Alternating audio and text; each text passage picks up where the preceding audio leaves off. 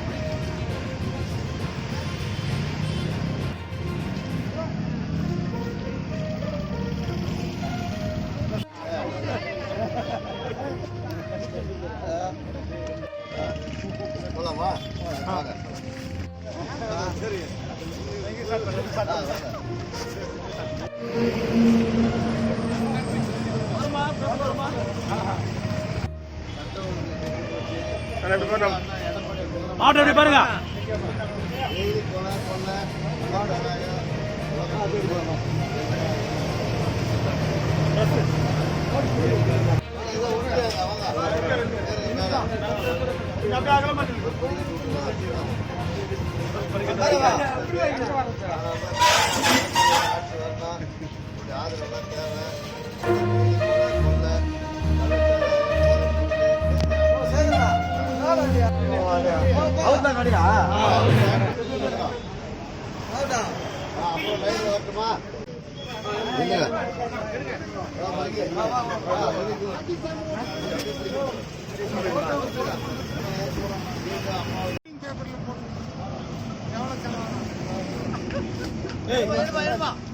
தலைப்புச் செய்திகள்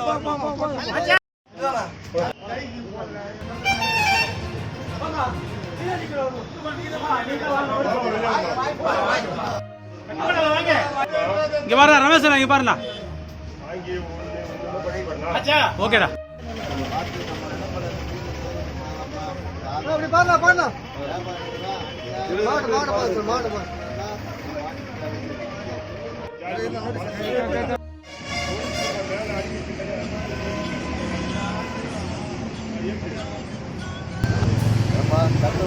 போச்சு வீட்டு அம்மாவுடைய ஆட்சி அந்த எடப்பாடியில் வேணாம்.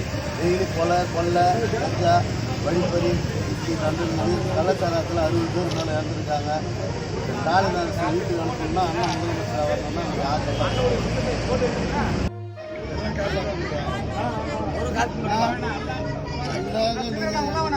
ஆதரவு கொடுத்தா போதும். இங்க இருந்து ஆட்சி வந்து